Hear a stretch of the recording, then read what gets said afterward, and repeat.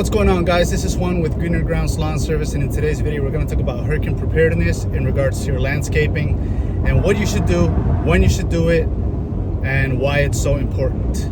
Now that we got hurricane season underway and Hurricane Beryl just missed South Florida by a few hundred miles, we're going to talk about this hurricane season and why you need to be prepared and get into action. We are located in sunny South Florida in the Broward County area.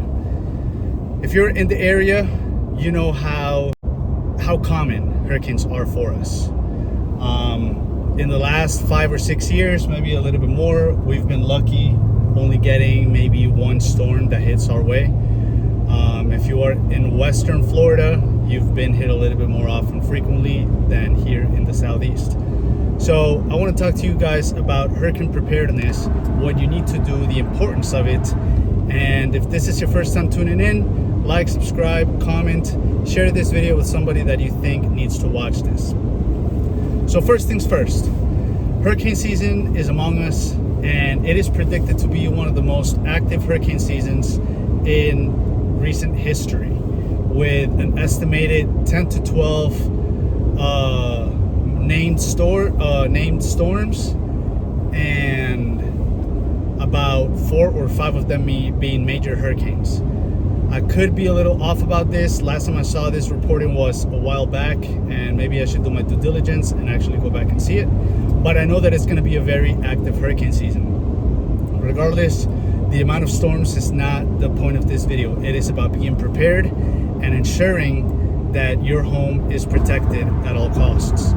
So if you don't already have shutters or plywood for you to cover your doors or windows, obviously that's something that doesn't have to really do with your landscaping, but it's something that you want to do, as well as stockpile on items that you're going to need to endure X amount of time in case of a worst case scenario.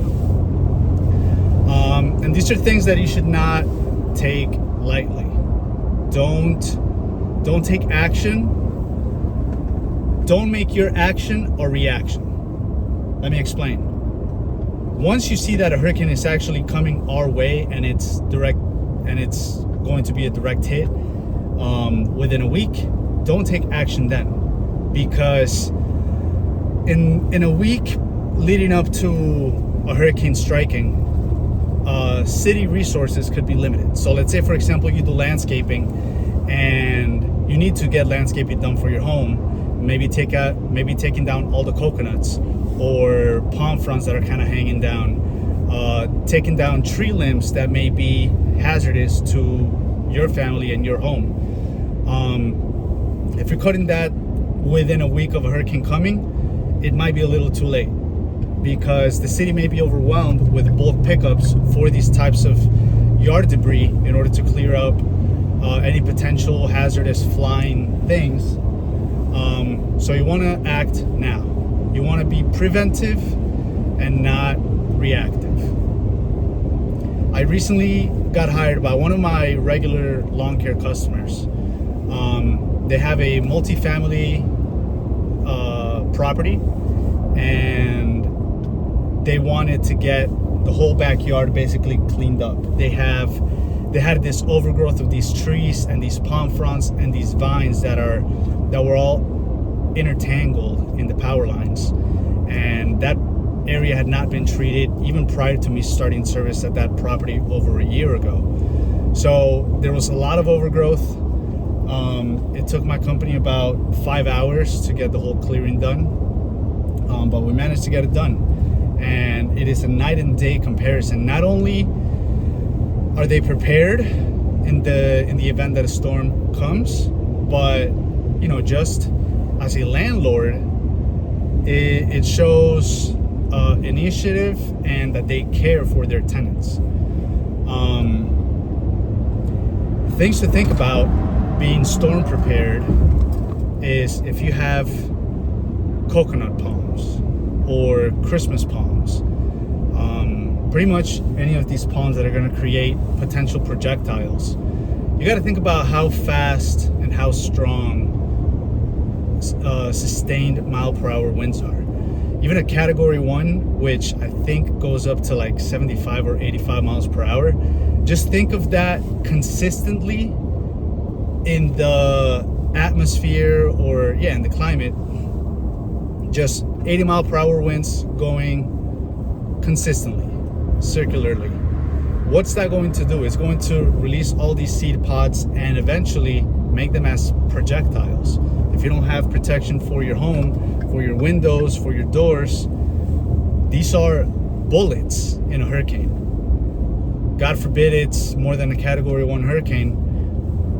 What are you going to do then? You have to be prepared.